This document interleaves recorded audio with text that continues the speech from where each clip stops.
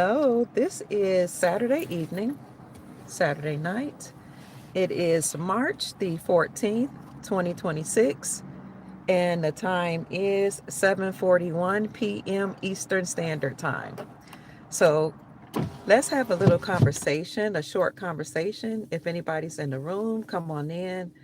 Let us know where you're hailing from. Tell us what's going on this Saturday evening. So, I won't be on too long. I just wanted to talk about the importance of family governance. At some point, we should, I would say, or it would serve us well to have a conversation with our family about generational wealth. So, these family governance meetings that we should have would focus on what does wealth mean to this family? What does wealth mean to this family? How can we generate wealth and how can we preserve wealth? Because unless we have a conversation with our family members, they might not even be thinking about wealth accumulation and wealth preservation. A lot of times people just go through life working and making enough to pay their bills. But without a vision, people perish. Without having goals in mind, people don't even know what to do with their lives. They're just letting life live them instead of living life purposely or living life on purpose. So someone has to step forward as the family leader to initiate discussions on the strategy of wealth accumulation and preservation for your family so that you can leave a legacy, a long lasting impact for your family. You want to leave a legacy of values, a legacy of assets, a legacy of good fortune, a legacy of wealth.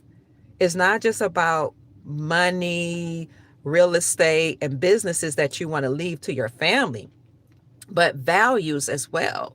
So today I just wanted to have just a simple conversation on the importance of family governance, how to have a meeting with your family about wealth, about assets, about preserving those assets and leaving a legacy for your future generations. I really feel in my heart that many of us, if not all of us, have come back during this time to reclaim sovereignty or freedom for our bloodlines and to restore or recuperate the wealth that's been taken from us. So, wealth has been stolen from the human population of humanity for, I don't know how long, millennia, with whatever beings came to enslave the planet. And they've taken that wealth throughout generations. But this is that time period where the wealth of the wicked will be restored or returned to the righteous, return back to us. So since this is that time frame, then we can assume that we're the ones who will reclaim that wealth for our posterity or for our generations. Greetings. I love you too. Thank you so much for saying you appreciate me. Um, so how do you have a governance meeting? First of all, if we don't have a mission for our families, some type of mission statement, some type of constitution, why are we here? What purpose do we serve? Then our children and people in our family members would just be out just kind of like just living willy-nilly. Just and if we don't have a mission for the family, then the family will build up somebody else's wealth. So if we don't have a purpose and we don't have a constitution or a mission for why we're here, why our family is here, we will be living by the vision of somebody else and we will be building up their empire. So it's important to sit our family down and have a discussion. And the discussion can be calm. It doesn't have to be anything that sounds like you're in class. I have a tendency to sound like I'm in class because I'm a teacher and I was a college professor. So sometimes I have to tone it down. But I mean, when I'm talking to my family, but they know me by now, so they're used to it. But some family members aren't used to it. So have a calm discussion with your family about your mission. Like, what are we here for, family? And you could talk about your uh, your core goals. You can start with your core values. Like what? So maybe you can just sit your family down, have a calm discussion, and ask them, what are we here for? What do you see the mission of our family being? But as a leader, you should already have some type of goal in mind or purpose in mind for why your family is here. What is your family here to do? And while you're having this discussion, you could just start off with a story, like telling your family or your children, your husband and children, or wife and children, about how you built your career, or how you accumulated assets, or how you started your business. But you start off with a story. So for me, when I start off with my story, I told my children and my grandchildren, once upon a time, I had a great grandfather who came from Colombia. We didn't know his story when he first came here, and much of the story we didn't know until he passed. But he was from Colombia. He was a very sincere man. He was very business minded. He didn't speak a lot of English. So many of us couldn't understand his words, but we can understand his movements. He was very calm. He was very sincere, very austere, very stern. But I have fond memories of him as I stood around the stove and he would cook for his children, his grandchildren, his great grandchildren. So I remember the Spanish. I remember his posture. I remember his tone. I remember the calmness that came from his body. I remember him smiling while he cooked, although he rarely smiled. I remember hearing stories of how he used to be a man that was involved in selling moonshine, which was illegally selling alcohol. And then over time, his children got taken away from him. My great grandfather's children got taken away from him. He came from Colombia. He married a woman from the Blackfoot Indian tribe. She was actually raised on a reservation. She was a brown skinned woman. His name was Manuel Gomez. Her name was, oh God, her name, I'm thinking of her nickname, Mimo. Her name is Janie Hawkshaw. Hawkshaw. Hear that name? So they married. He was selling moonshine illegally, selling alcohol. I've learned why later as we did our research. But the children got taken away. They were raised in orphanages. But he was a man of means, and we never knew that. All we knew is that his children were taken away from him. He had two children. They were raised in orphanages. They were molested and abused by, the people that were over the orphanages. But when his daughter, my grandmother, became of a certain age, she broke free and she broke her son out. I mean, her brother out. And then they found my great grandfather, who had left Cleveland, Ohio, in Portsmouth, Ohio, a small town. And they still didn't know he was a man of means. Okay.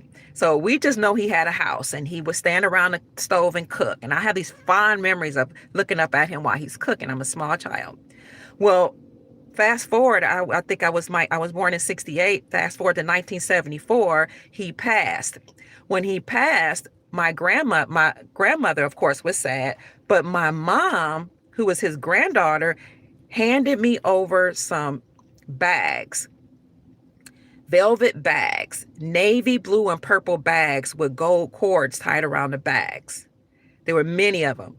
And I remember her saying, your great grandfather left these for you. When I opened the bags, all I saw was these beautiful pieces of metal, big, round pieces of metal. And I remember picking one of them up, and it was silver. I remember putting it on my face and how cold it was and how it made me feel so good. And then I put it on my chest. I was 6 years old, and I remember feeling these high vibrations, like my whole body just started vibrating, and it made me feel overwhelming just to feel the silver on my chest as a 6-year-old child. And it was cold, and it was vibrating some type of energy. And I remember just the sense of pride that my great grandfather, who had passed on, left coins for me. And I just picked up one, but I looked in all these bags of purple and navy blue, royal blue, and I untied the gold cords, and I'm looking at all this silver, and I'm putting my hands in the silver, and I'm letting it drop, and I'm putting it on my face, and I'm just excited and so happy that great grandfather thought of me. I couldn't even communicate with him because he spoke Spanish. But he passed away, and Mom said he left these for you. Some of you have heard this story before. So over time, I forgot about the silver coins. And as I became an adult, I asked Mom, what happened to the silver coins? Reluctantly, she told me that she saw the coins. She remembered having them, but she didn't know the value of them. 1974, we had not too long ago come off the silver and gold standard. So they were still real silver and gold. But by the time after she moved and went through life, she remembered she had them. It was just junk. It was just coins, right? Now we were using fiat. So when she joined her religious organization, which had helped us immensely, taught us values, principles, it taught us how to govern ourselves as a family, taught the men how to be strong providers, and the women how to, keep the home, train the children, and be supportive to the husbands.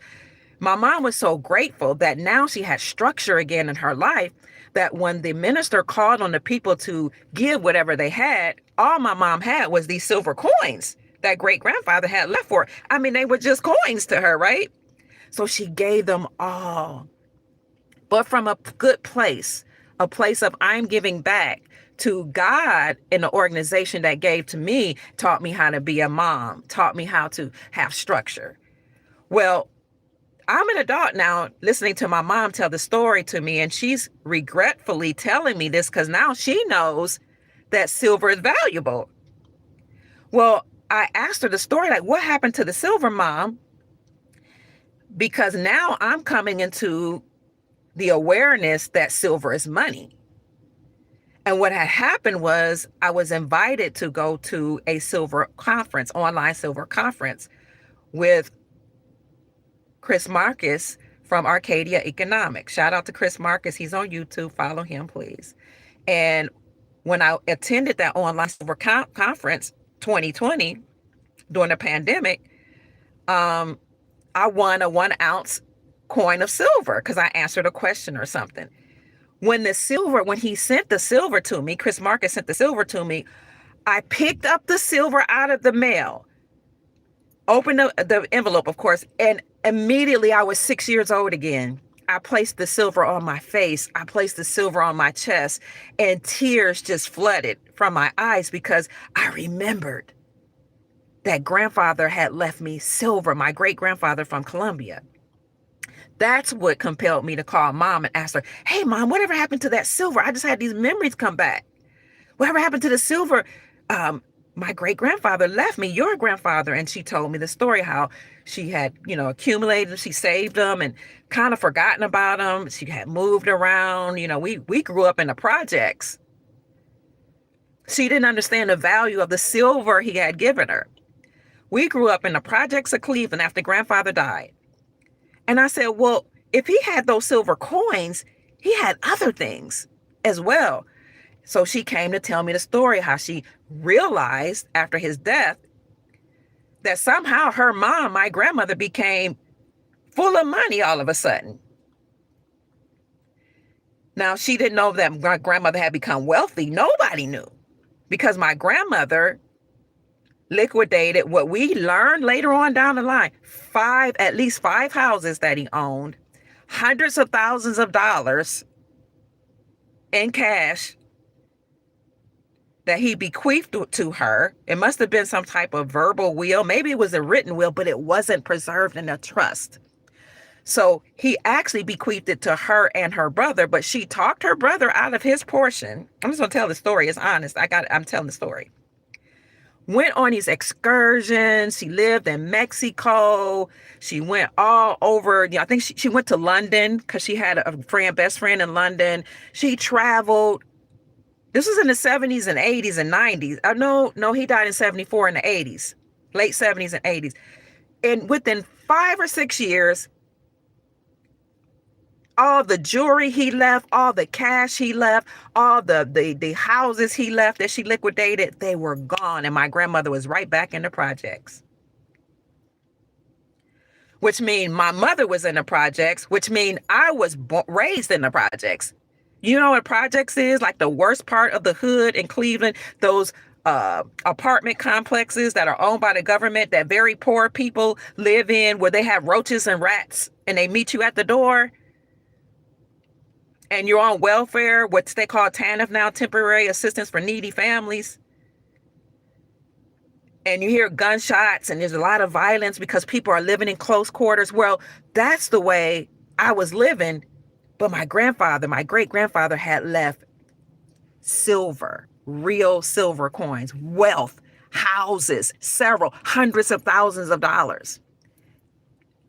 In a few years, my grandmother spent what my great grandfather left.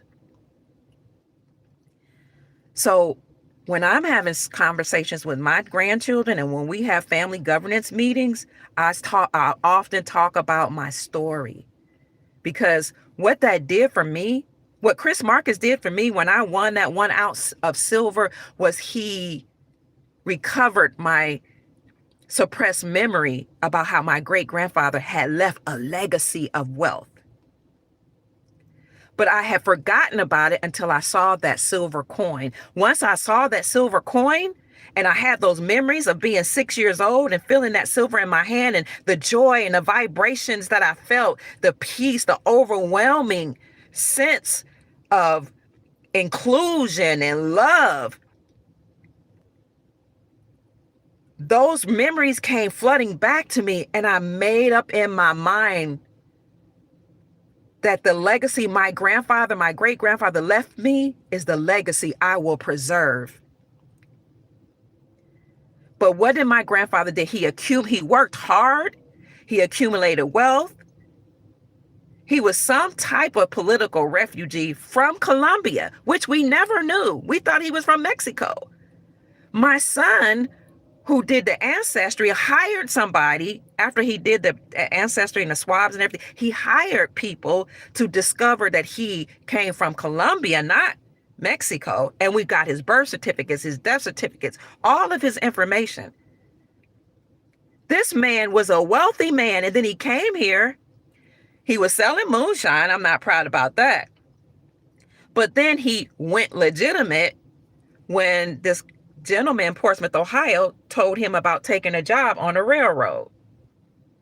So he somehow accumulated this wealth. He had several. We know about 5 houses. We're just now learning that my mother might have some wealth out there, some policies that she knew nothing about, but a family member told her, you might have something that your mother didn't know about and didn't liquidate. So I grew up in abject poverty, living on food stamps, the kind that you tore out of the food stamp book. Because I was born to teenage parents. My mom was 15, my dad was 17. I don't know how my dad got caught up in heroin and drugs when his parents had businesses, like owned a sausage business, owned homes. Like how? I don't know. I don't know anything about that drug epidemic when my father came along. He wasn't that available. Eventually he started, coming around, and I was raised around the Pruitts, my father's side. Thank God, because they're a strong family with strong core Christian values. I don't know how he got caught up, but he was 17. My mom was 15. So we grew up in poverty. But my story started from what I remember with my great grandfather was a story of wealth. We lost it. We lost it because my great grandfather didn't speak English. And because, as far as we know, he didn't have his money protected in trust. He had a verbal will, maybe even had a written will. All we know is that my grandmother spent all the money, all the wealth, all of the liquidated, all the businesses, the homes, like that's. But, she didn't know about wealth. She grew up in an orphanage. So when she got the wealth, she was so excited, she hoarded it to herself. Why you do that, Grandma? Her own children didn't get any of it, let alone us, the grandchildren. So I determined in my mind that I would preserve this legacy that my great grandfather left me. Once I felt those coins in my hand and on my face and on my chest, I remembered what he left for me. Oh, what he's done for me. Oh, what he's done for me. I never shall forget what he's done for me. That's actually a church song. I will never forget what my great grandfather did for me. So now that I have these family governance meetings often with my grandchildren, with my family, I start with a story. What is your story? How did you get your job? How did you start your career? How did you come to know about currencies? How did you learn about the monetary system? How did you come to learn about foreign currencies? What was your experience with silver or gold, whether you have it or not? What made you go into the career you went into or study what you studied? Or what made you desire to buy a house? Whatever your story is, when you have your family governance meeting, you can start with a story because a story draws the family in.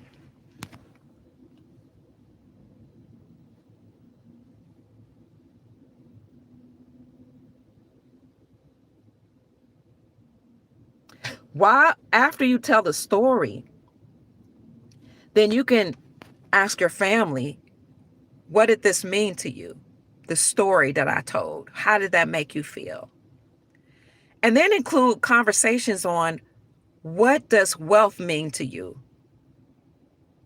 You don't have to say what does money mean to, but what does wealth, introduce the concept if you haven't already. Some of you already have. What does wealth mean to you? Okay, now that we know what it means to you, let's talk about what it means to this family and how we're going to perpetuate the wealth. We're going to keep accumulating wealth and perpetuate it so that our children and grandchildren and great grandchildren, our posterity or future generations can have wealth, can have something. I'm looking at something I was reading earlier. So the core purpose of having a family governance meeting is to manage the relationship between the family and the family's assets and to preserve family harmony across generational transitions. By establishing clear boundaries and expectations, family governance mitigates the risk of conflicts.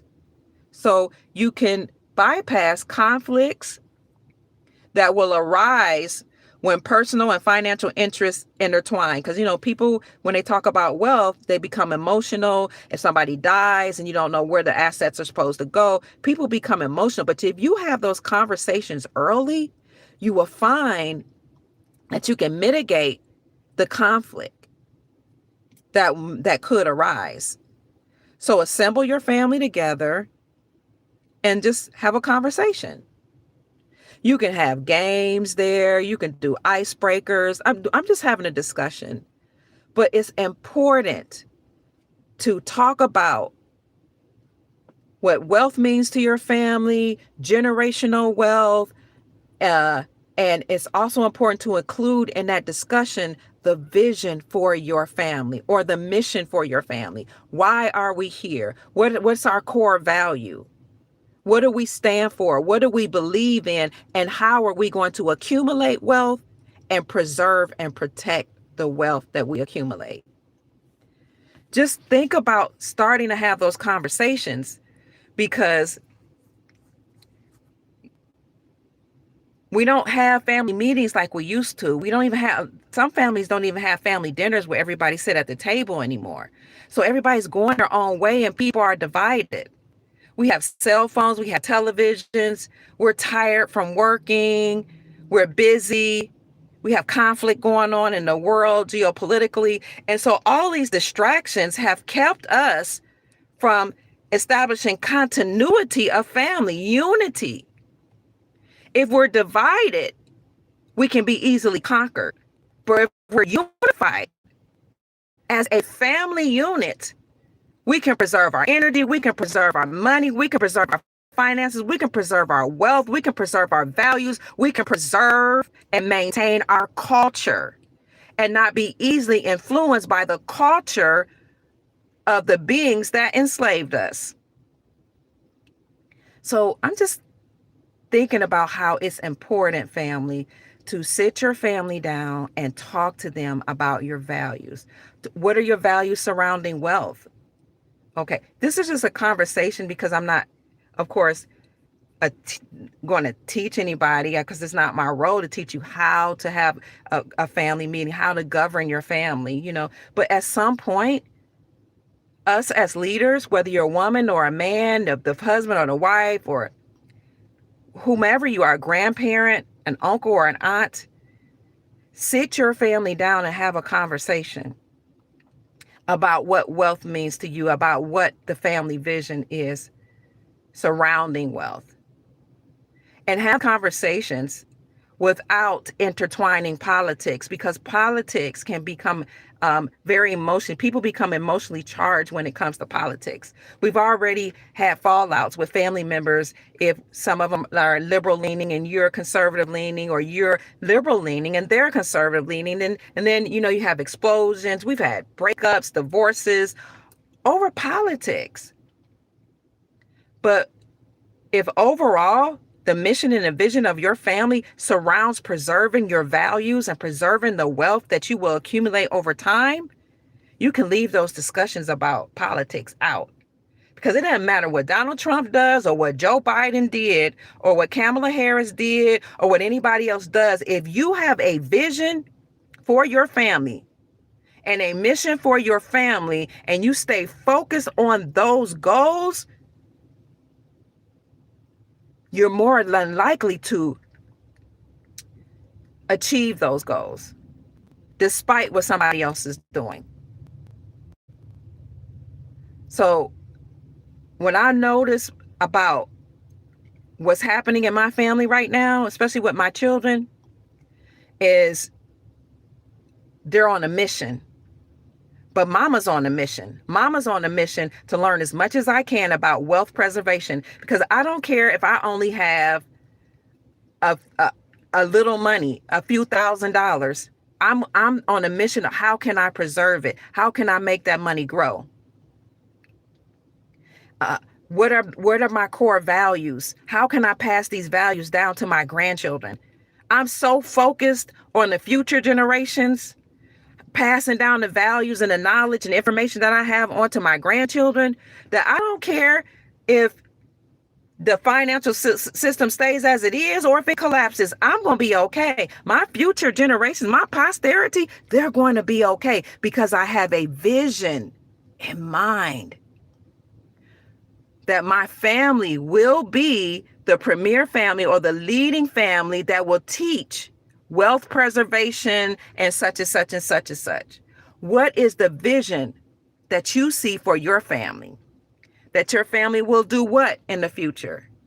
And what is the purpose right now and the mission that you have right now for your family?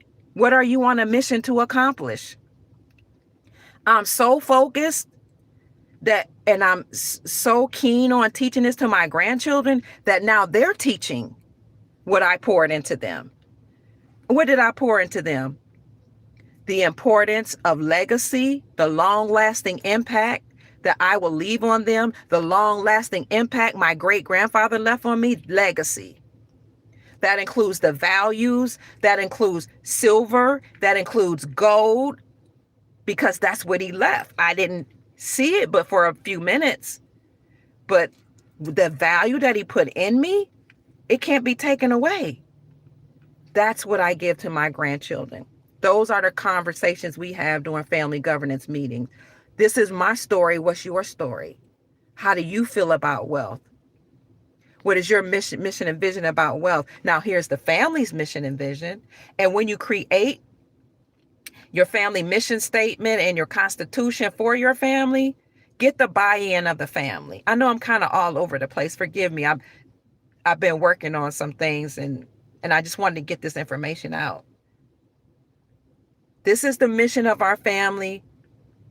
You can even at a family governance meeting stand at the board, a chalkboard, or you can get the what you call the whiteboard or the paper with the easel and a marker. You can designate somebody to write it on the whiteboard, or you could do it and you can say family mission statement.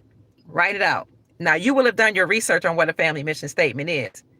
And you already have an idea what it is. You can even write it out, or you can say, hey, this is what a family mission statement is. Tell the person who's the head of it to write it on the board.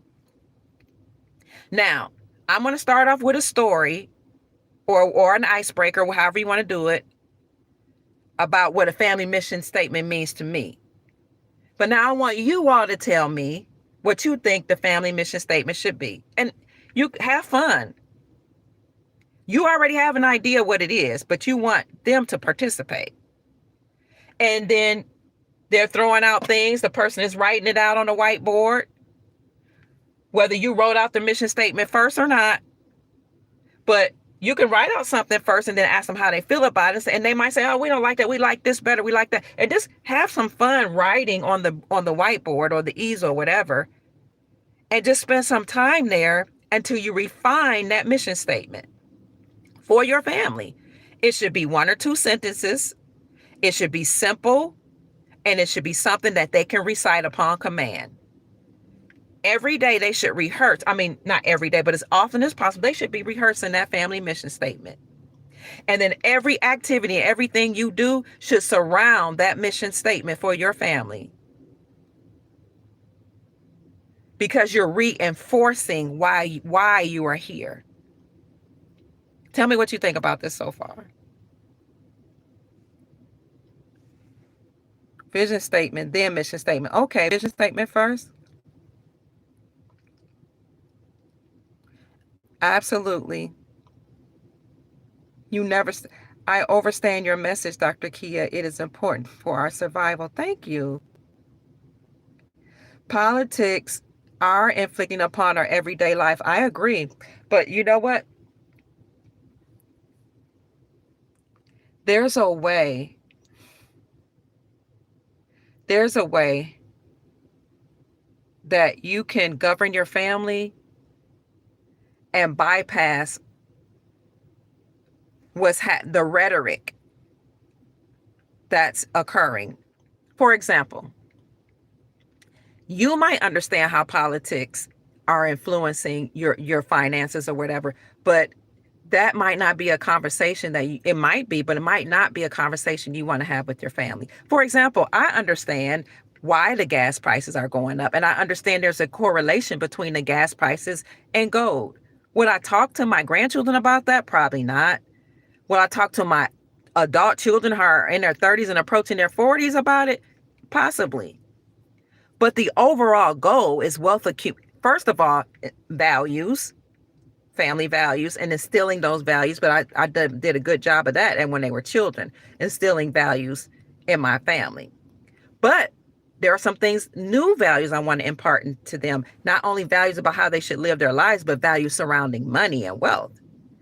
So when I'm having those family governance meetings, I don't need to talk about the war in Iran and Israel and how it's impacting the oil prices and how those oil prices are impacting the precious metals industry. I have that information to frame or inform how I govern my family meeting. But I don't need to talk to them about the politics. You know what I'm saying? Especially, I can do that with my children because we're all conservatives, but I don't have to have those conversations.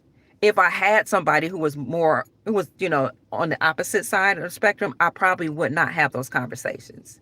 That's all. You're right. Politics, they do influence economics and finances. But I will say, if you know that money is wealth, gold is wealth, gold is real money, and gold is wealth. It doesn't matter if the gold and silver prices fluctuate or not. You know that it's real money. And you know that merchants all across the globe recognize silver and gold as money. You know that according to Article 1, Section 10, the only thing that can be used to pay off debts is gold and silver. You know that. So it doesn't even matter what's happening to the prices. You know that over time, everything is going to level out. rebalance itself because we're moving back to the gold standard. But having that whole conversation may not be necessary for your family governance meeting.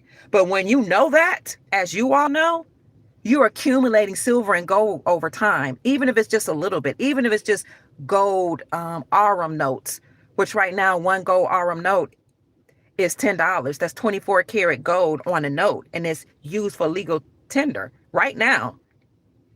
And it's used and can be used to buy local goods and services, no matter which state you get it from. You know that silver is money, so you're accumulating silver over time, even if you're saying, okay, I don't have a lot of money. So you see what I'm saying? Policies do impact what happened, but overall, it don't matter what they do. They can fight until they all pass out. You and your family will be okay because you have a sense of direction with the family mission statement. You got a buy-in from your family. You're having family meetings, and you're on a mission to reach those goals that are attached to your mission. They can fight until they blue in the face and pass out. God forbid. But you're so focused on doing what you came here to do that it will only impact you minimally if it impacts you at all. What you focus on is what multiplies and manifests. If we focus on politics, if we focus on war, if we focus on what Donald Trump is doing that we don't like, if we focus on anything negative, that's what will manifest and magnify in our lives. But if you focus on your vision and your mission, it's like it's not even happening. You're living on a whole different timeline. You're not watching the news about politics. You're not listening to conversations. You're not on social media. You're so focused on the reason you came on this earth, and so focused on the reason your family came together in this timeline, it doesn't even exist what's going on around you. You're reading books about wealth. You're accumulating wealth. You're reading books about how to preserve your wealth. You're studying it. You're imparting those values into your family members. You're working hard to create businesses. You are so focused and driven by your mission statement. That's what your mission statement for. Your mission statement guides your life. Somebody please put it in the chat what a mission statement is. A mission statement, a personal mission statement. One person do that. Another person, what is a family mission statement? I'm on a mission. I have a purpose in this life to achieve. And I'm so focused on that mission that I don't have time to kiki and kaka. I don't have time to lay up and play games. I don't have time to focus on conversations that do not add to my mission. See what I'm saying? So recall why you're here. Bring your family together and have a discussion during your family council meetings.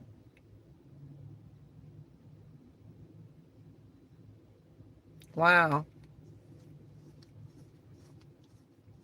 I'm looking at what a family constitution is. It's called a family charter, the foundational document that formalizes the entire governance system.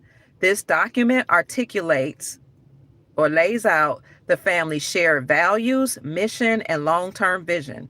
It serves as a rule book for all family interactions related to shared assets. It clearly outlines membership criteria, wow, the structure and the roles of the assembly and the council, and the protocols for conflict resolution and communication. Imagine if we governed our family like people govern businesses.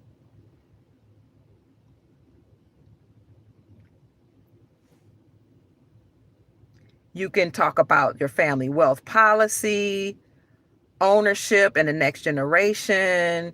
You could talk about communication and family conflict and conflict resolutions. Then you want to educate your family. All of this is in my book, which should be coming out late spring.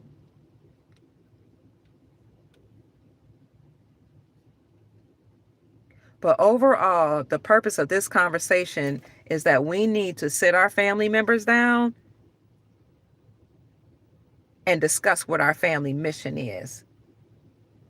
Bring everybody together, because long are the days of everybody just going out doing whatever they want to do, working all these several different jobs. They're coming to a close. Big corporations are closing. We're experiencing massive layoffs. Do you know what that means? That means now we're going to have family businesses. That's what mom and pop shops are. How can you have a family business or a mom and pop shop if you don't even have a family meeting and you don't have family governance? You don't know the mission for your state, your family. You don't have a vision. You don't know what the family's going to look like in the future. You don't know what type of businesses you're going to provide for the community. So it's just a good idea for us to sit our families down and talk about wealth and wealth preservation, finances. And you might say, okay, well, I don't have a lot of finances. Well, still have a conversation about what does financial health look like? What does a healthy financial future look like for our family? What does it even mean to be healthy, financially healthy or wealthy? And how can we get there? Without a conversation, you most likely won't get there. Without a vision, the people perish. So I would just say we have to start from somewhere, and we're the leaders of our family members. What I mean by the leaders, we're the ones who know about wealth. We're the ones that desire to preserve wealth, to preserve values, to preserve whatever we've accumulated. I have a grandmother that just had costume jewelry. It was important to her. It didn't even cost a lot, but it's valuable to me because she accumulated over time. Her husband, my grandfather, gave it to her. She passed it down to me. See, your wealth and the things you want to preserve could be a house or houses. It could be land. It could be a car or cars. It could be precious metals. It could be artifacts. It could be art pieces. It could be clothing that was passed down. Pieces of jewelry. It could be anything. Family heirlooms. How are you going to preserve it? How are you going to make sure it stays in the family? Because what surrounds the family heirloom is a story. I showed you all this statue of a little old lady. Her head is off. It had fallen off because I think it was some kind of clay statue that was a family heirloom. It was made in the image of my grandmother, the one who married Manuel Gomez, my great grandfather. So she's bent over knitting through being transported, over time through between family members. The head fell off, and now I got to get it fixed. But I showed it, I think, to the family, the Soul Tribe, last night. My grandchildren are so connected to that little bitty statue. It's not that little though, of a little old lady bending over knitting. And they were so careful about trying to put the head back on and trying to find a person that can glue it right and make it look perfect. Because to them, that's my great grandmother. I told them the story of how it was made in the image of my great grandmother, and how my grandmother had it, my mom had it, my brother had it first, and then he gave it to me, and how I'm passing it down to them. And when I tell you, when they saw the head fall off, they were in tears because it told a story of how my great grandmother did all she could. The knitting symbolized how she did everything she could to try to preserve her family. And that story is connected to her husband, who was a political refugee that came here, met her on a reservation, married her. They went through their lifetime. There's and all the stories that they told that was passed down. Now I'm passing that down to my grandchildren. So it could be a family heirloom, just an artifact, a piece of jewelry, like I said, artwork, something that you pass down, that should be preserved, in my humble opinion, for your family. But I think that our families have become disconnected with the advent of television and cell phones and computers, um, and social media. Um, we don't necessarily connect the way we used to as a family. I know mine, and we're getting back to that. We don't have family dinners the way we used to. People are working, people are tired, people live far away. So I think it's a good idea, and you tell me all what you think, for us to go back to family values, having family meetings, having a family constitution, a family charter, having family core values, writing them down, having a mission statement and a vision statement, discussing values around wealth, wealth accumulation, wealth preservation, all of those things. Because we're building up, and we've been building up empires for the wealthy by working for other people. Now we'll have the opportunity to create our own businesses and accumulate wealth and build up wealth for ourselves and our family. And we're offering a service. So when you have businesses, you're not just serving yourself, you're providing a service or a product to your community, to other people. So it's a win-win situation. I build a business, I create something, and I provide something.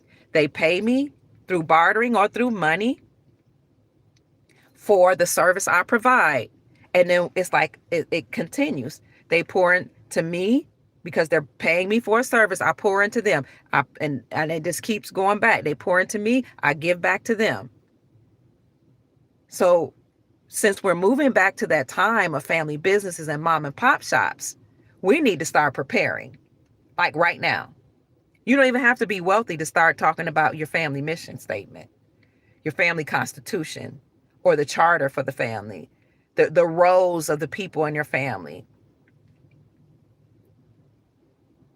how you're going to accumulate wealth, how you're going to preserve the wealth, how you desire to see, how you desire for your assets to be dispersed. Because my great grandfather expressed his desire for how the assets were supposed to be dispersed, but no system was in place to ensure that happened. Luckily, my mom showed me the precious metals, the silver. She let me touch it, and she let me put it in my hand. She let me put it on my body. And then the coins went right back into the bags, and they were tied back up. And I forgot for like 40 years. But because I had that experience, my memory was reawakened when Chris Marcus from Arcadia Economics had that silver symposium online and allowed me to participate so that I could win an ounce of silver. That one experience of winning an ounce of silver and receiving it in the mail brought back memories of my great grandfather and how he had stored wealth, left a legacy for me, his great granddaughter. It's my desire that we do the same for our children and our grandchildren, and our great grandchildren.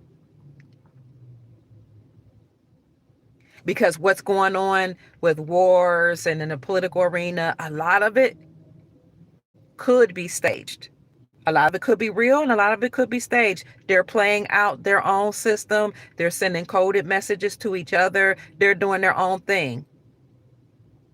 We do try to decode it. We bring Sheikh Jacob Bey on to decode it. We bring Chief Mac. We have Chief Rod Hayes on. We've had Sheikh Moadib El. We've had Sheikh Asir, Duke of Tears. We've had some amazing people to help us to prepare for the golden age as we decode what they're doing. But if you just want to know the overall gist of what they're doing, they're dismantling the system that was in place. And they're returning everything back to we the people. But if it doesn't look like that to you, it's okay. As long as you have a family vision and mission statement, and you get your family, the people that are willing, on board, you can still achieve your goals. I'm not waiting for the global currency reset and a revaluation of currencies. Little by little by little, I'm achieving my goal. But I wouldn't know how to achieve it if I didn't first write the vision and make it plain. This is where I see myself in the future. This is where I see my family in the future. This is the reason I'm here right now. This is the reason my family exists. How am I going to achieve that goal?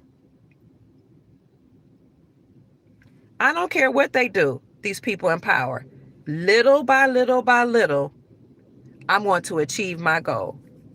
And sometimes that little turns into a snowball and I start moving faster and faster and faster. And before I know it, I've come a long way from where I was. I'm going to stop talking and see what you all say.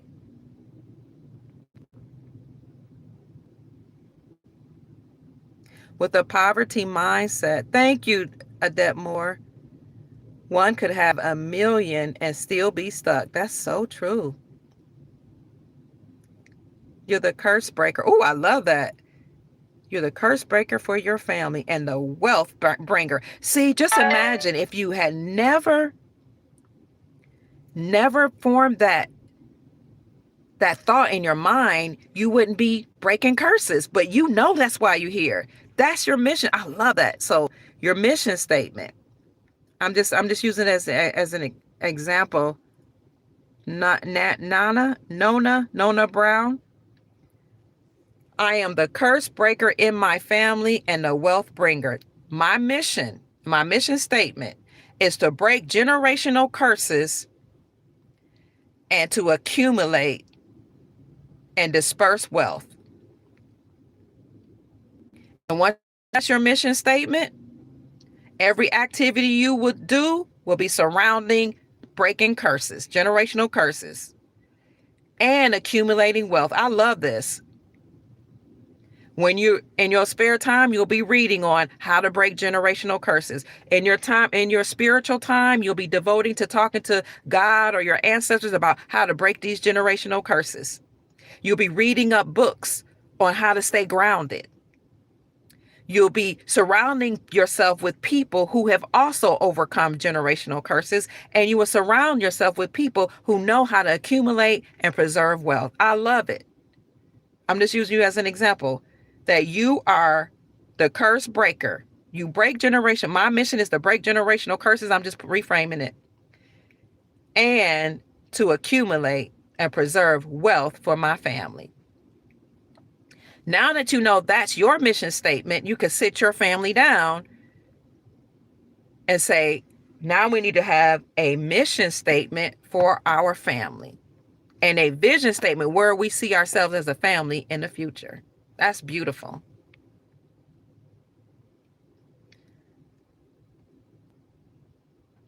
Americans like independence and freedom from government, but the people who benefit the most are the rich. The people who benefit the most, are you saying benefit the most out of life? You know what? Rich people have a lot of money. Wealthy people have assets. Rich people usually lose their money because they haven't learned how to preserve the riches. They spend what they earn usually. Wealthy people have a mindset that whatever I accumulate, I'm going to preserve it. And they study how to preserve it. While they're studying how to preserve it, they learn how to benefit from whatever system they're living in. Difference between riches and wealth. You can have a wealthy mindset and have wealth, but not have a lot of money.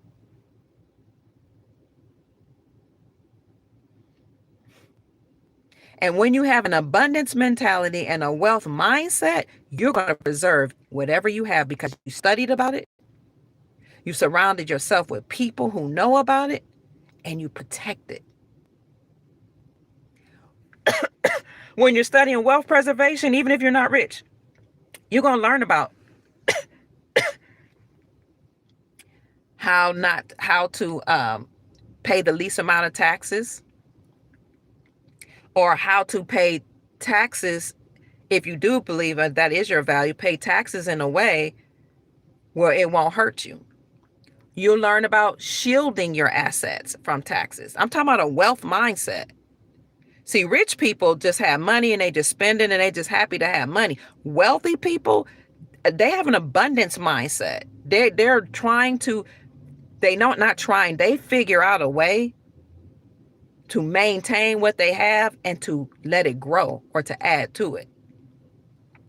So when you have a wealth mindset, again, you're going to benefit from whatever system you live in, or you would detach yourself from the system and find a way to survive without it. For example, I have cousins that live in Texas. They have land, they govern themselves, they accumulate, and they live very quietly. It don't matter what anybody does. They've studied wealth. They surrounded, and they look like me. They're classified as black. They go to a church where the pastor is a Caucasian man who believes in accumulating and preserving wealth, and he's taught them the same things we learn over here. They grew up in Cleveland just like I did, but they have a wealth mindset, an abundance mindset. The moment you make up your mind, the universe conspires to assist you.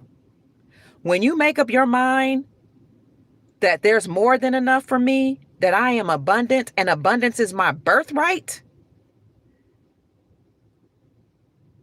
then you're vibrating on a frequency of wealth.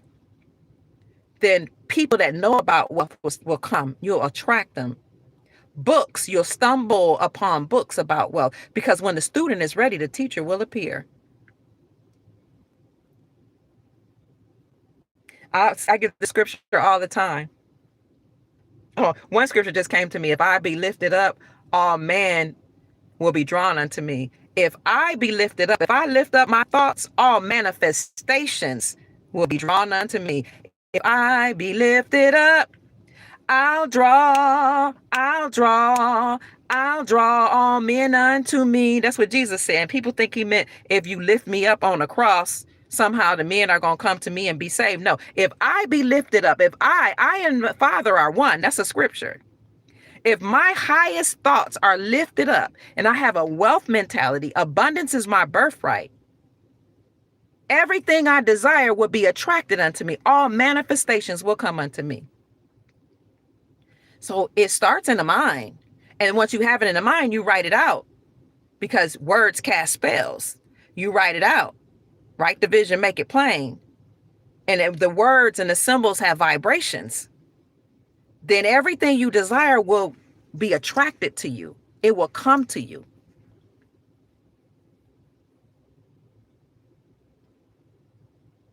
This is what people with a wealth mindset do. They vibrate on the frequency of having, because they are positive, because they know that they deserve wealth, because I know that I'm God. You can say, I am a God, I am God. The scripture says, no, you not. You are gods. Did not your own laws, did not your own scriptures and your own ancestors tell you you were gods? In Psalms and in the New Testament. But if that's a little too much, a little too potent for some people, well, you have dominion. When humankind or human beings were created, the creator said you have dominion. You have power. You have control of your life. You are the captain of your life. When you know that, you walk with your head up, you walk with your back straight, and wealth just attracts itself to you. Because you know, I'm God. I'm the creator. I'm a creator of my wealth. I'm a creator of my life. So let's have an abundance mentality. Abundance is your birthright. You were born to enjoy all this beautiful land, enjoy all the fruits and the foods, to enjoy the silver and the gold, because there's enough for everybody. And the people in power that were hoarding it to themselves, they're coming down. Here's the thing though, even if they don't come down or step down in 3D reality, they don't exist in your reality in 5D because you're so focused on being God and being a creator of your life that that's exactly what you're doing. And you're bringing your family on board because what they say, where 2 or 3 are gathered, the creator's in the midst, the Messiah's in the midst, a twofold cord is stronger than one. You could do it by yourself, but when you get your family on board, oh baby, you are unstoppable. So we have to create a whole new reality, and it starts with us knowing why we were here, having a mission statement for ourselves, having a vision statement, and making sure what we do aligns with that vision and mission. And then from there, sitting down our family and having a discussion about why are we here? What is your purpose? And I've had discussions with my sons. You know, young men, they have a lot of energy. They sometimes, you know, they just want to go. And I've had to say, slow down in this area. Slow down and remember the vision. Remember the mission, because that right there does not align with the mission. Slow it down. Yes, ma'am. But it starts with you as the leader, because they don't follow just what we say, they follow what we do. That's the true exampleship of teaching. You teach not by just instruction, but by what your life says to them. My life says to them that I'm focused, that I'm serious, that I'm on a mission, that I'm here to raise the vibrations of the planet, and I'm here to teach about family, wealth, and legacy so that we can build a whole new society. So what I eat vibrates and resonates on my mission, with my mission, aligns with my mission.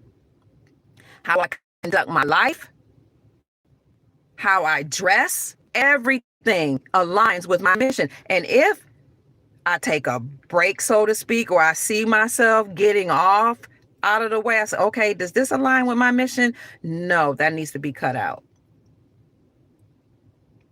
But what my children see, my adult children and my grandchildren's mom is serious. She's on a mission. So I'm so serious about family that even when their father and I separated, we weren't together, I went back and got him. This is just me. And said, we need to complete what we started. Because these children need to learn about structure of family. We started it. We had some interruptions in the family, but we're going to correct. We're going to, course correct. And my husband said, well, what am I going to do with this? What I'm going to do about that? I said, look, as far as I'm concerned, you expanded my legacy. You expanded my borders. You've added to what we built. Because we were separated. We were apart. He had other children. I said, thank you. Because now we have 8. We have 4. Now we have 8. But I'm just telling you about, this is how I probably should not be doing self-disclosing, but I'm so focused on family and building a legacy. The legacy of continuity, the legacy of family unity, the legacy of love, the legacy of forgiveness, the legacy of forbearance, the legacy of peace, the legacy of wealth. It's easier together. So we're going to do some course correcting. What's yours is mine, what's mine is yours. We're going to bring this family together and we're going to work this out. I don't care who you with. I don't care who you were with. I picked up the phone. We're one family now. This is how this family is going to be run. This is what we're all doing. And when he got sick, I picked up the phone. This is what we're all doing. We're going to do a rotation. We're going to all take care of dad, because I needed my children to continue to see. They already knew they had a good father. To continue to see that mom and dad were on the same page. We have a vision. We have a goal in mind. Legacy. When he got sick, of course I could have went and lived my life. I could have just said, you know what, forget this. He's sick. I'ma just go on and just whatever. But I had a legacy to push forward. I had a vision since the time I was a small child that I would be married. I will have all my children by the same man. And I'm not saying that makes me any different from anybody else, because I think it's natural for people to want to perpetuate genetics, the variation of genetics. But I know the value I have for myself, and I know how society would view me if I made other decisions. And it was so important to me that my children saw me live a certain type of life, that's what I did before them. You see what I'm saying? Like, everything that I do needs to align with that vision and mission. That's not saying you can't be an adult and live your life or whatever. I'm saying that if you have an overall mission for your life and vision for your life, and you have a mission for your family and vision for your family, you will achieve that goal. You'll be too focused to be derailed, to allow yourself to be derailed. So I said, come on, you coming back home. And I took care of him. Why? Because I wanted my children to see what compassion looked like. And that meant that my husband had to forgive me for the years of anger that I had, right? So it wasn't just me forgiving, it wasn't just me having compassion and mercy. No, this was a group effort, because we knew what we wanted our children to remember and our grandchildren to remember. And we wanted the story to be perpetuated. Thank you for the gift. Thank you. I love you. So he had 8 children. We have 8 children altogether. And he had 3 other stepchildren outside of that. So we have 11 altogether. And we did what we could to keep the family together. But I knew that if I go back and get dad and we work around him and the vision that he laid out for the family when I got married to him at 18, I knew that doing that, going back and get dad, would bring everybody back to the table, because going back and get him and his small babies meant that all 8 of the children were together. And since his babies by his a partner, she had other children, she had 3, then the 2 of them had 4, and he and I had 4. Well, there's no way I'm going to separate my 4 from the 4 you had and your stepchildren. That wouldn't make sense, because that derails me from the vision and the overall family goal of wealth preservation, of being a family that's an exampleship of how family values should be carried out. Forgive me for giving so much disclosure.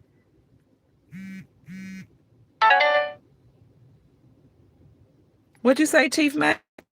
Sorry, Chief Mac wants to come on, but I don't know how to send him a link.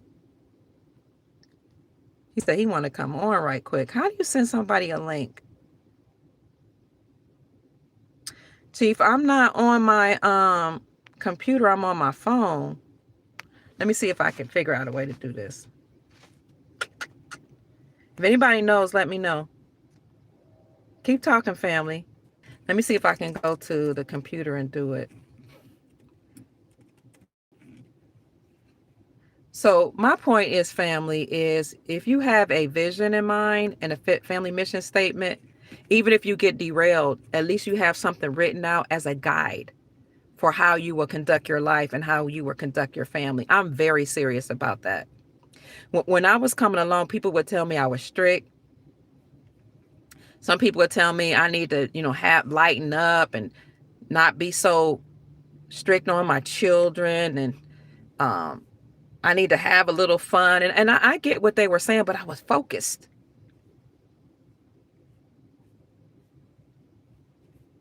I don't know how to send you a link, Chief. I was focused, and I'm still focused. Do y'all know how I could send Chief a link? I think I had to do that in the beginning. Chat community moderator. No, keep talking, family. I'm sorry for going off. Are you sure you want to stop streaming? Cancel. No.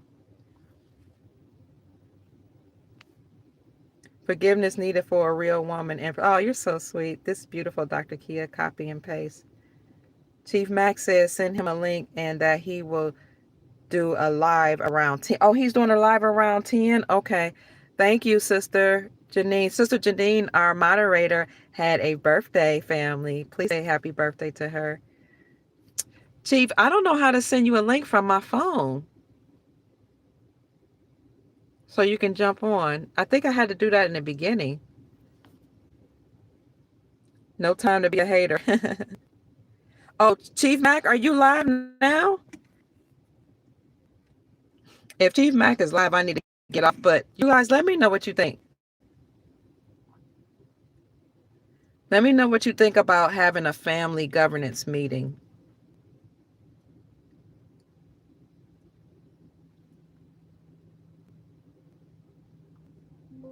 We don't do step half. That's right. Sending love to you too. Bring you on right quick. Chief, I want to. I just don't know how. Let me go to the I'm on my phone. Gosh.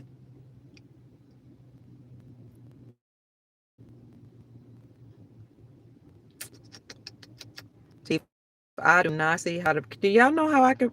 He is live? Okay. Well, if Chief Mac is on, I need to get off. Any final thoughts, family?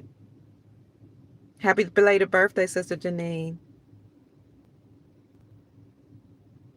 I need to get off if Chief, since y'all said Chief is on. The story about the woman is the reflection of the man. I love that. I love that. You say I'm the big mama? That's funny. Thank you. I love it though.